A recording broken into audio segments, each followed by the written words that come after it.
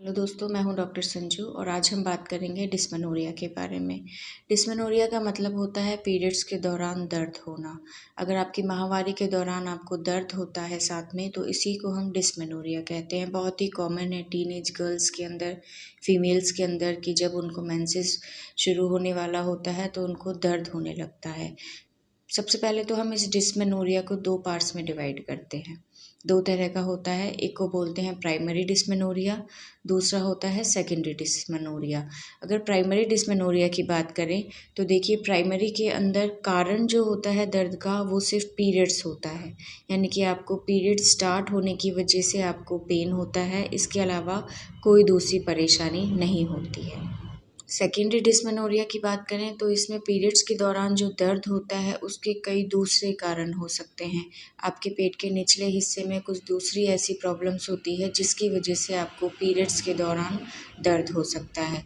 तो सबसे पहले हम बात करते हैं प्राइमरी डिस्मेनोरिया के बारे में।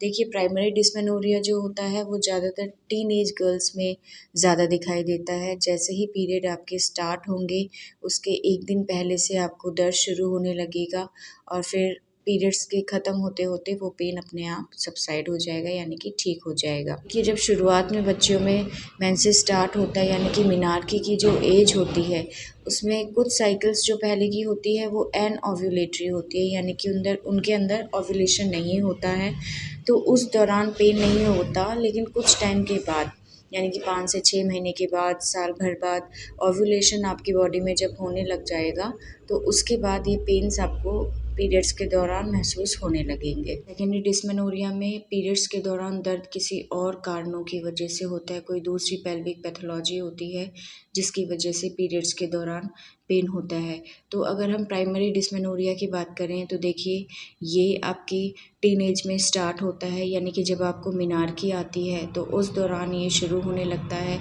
शुरू की कुछ साइकिल्स नॉर्मल आती हैं, लेकिन धीरे धीरे आपको फिर आपकी साइकिल्स में पेन होने लगता है। तो जब आपको पीरियड स्टार्ट होगा उससे 1 से 2 दिन पहले आपको पेन महसूस होने लगेगा, लेकिन आपके पीरियड्स ख़त्म होने के बाद ये पेन अपने आप सबसाइड हो जाएगा। पेट के बीचों बीच निचले हिस्से में आपको ये महसूस हो सकता है, किसी और तरह की कोई परेशानी नहीं मिलेगी। सेकेंडरी डिस्मेनोरिया की बात करें तो पेशेंट आपको आके हिस्ट्री बताएगी कि उसको जो पेन है वो पहले नहीं होता था, लेकिन बाद में अब उसको दर्द होने लगा है। साथ में किसी तरह की ब्लीडिंग से रिलेटेड प्रॉब्लम उसको होगी, वाइट डिस्चार्ज की प्रॉब्लम उसको होगी, पेट के किसी एक हिस्से में उसको दर्द महसूस होगा जब भी साइकिल उसको पीरियड्स आएँगे। और पीरियड्स जब आपके स्टार्ट होंगे उससे लगभग 10 से 15 दिन पहले इस तरह का पेन शुरू हो जाता है और पीरियड्स के बाद भी पेन की परेशानी बनी रहती है। तो इन कुछ चीज़ों से हम डिफ़रेंशिएट कर सकते हैं कि आपको प्राइमरी डिस्मेनोरिया है कि या आपको सेकेंडरी डिस्मेनोरिया है। सिम्पटम्स में दोनों के सिम्पटम लगभग कॉमन होते हैं, पेन दोनों में रहेगा, बट उसमें किसी और प्राइमरी डिस्मेनोरिया में कोई और परेशानी फीमेल को नहीं होगी, लेकिन सेकेंडरी डिस्मेनोरिया में पेन के साथ-साथ उसको उसकी मेंस्ट्रुअल प्रॉब्लम कुछ और होगी, ब्लड फ्लो से रिलेटेड उसको प्रॉब्लम होगी या कुछ वेजाइनल डिस्चार्ज उसमें मिलेगा। तो इस तरह से आप देखिए कि आपको किस तरह का डिस्मेनोरिया है। तो अगर हम इसके पीछे की फिजियोलॉजी की बात करें कि ऐसा क्या होता है हमारे यूट्रस के अंदर कि हमें पेन महसूस होता है, तो देखिए, जब आपको साइकिल स्टार्ट आपकी मेंस्ट्रुअल साइकिल स्टार्ट होती है तो शुरू के 15 दिन आपकी बॉडी में फॉलिकल ग्रो होती है, यानी कि एग की ग्रोथ होती है। उस दौरान वो एक हार्मोन बनाता है जिसको कि हम एस्ट्रोजन बोलते हैं। एस्ट्रोजन हार्मोन आपकी यूट्राइन लाइनिंग को बनाता है। जब ओव्यूलेशन हो जाता है उसके बाद कॉर्पस ल्यूटियम बनती है, जो कि अगले 14 दिन आपकी बॉडी में प्रोजेस्टेरॉन हार्मोन बनाती है। ये प्रोजेस्टेरॉन हार्मोन इस लाइनिंग के अंदर या आपकी एंडोमेट्रियम लाइनिंग के अंदर ब्लड सप्लाई को बढ़ाता है। 14 दिन के बाद अगर आपकी प्रेगनेंसी हो जाती है तो ये प्रोजेस्टेरॉन थ्रू आउट बना रहता है, लेकिन अगर आपको प्रेगनेंसी नहीं होती है तो ये प्रोजेस्टेरॉन का लेवल 14 दिन के बाद आपकी बॉडी में धीरे धीरे कम होने लग जाता है।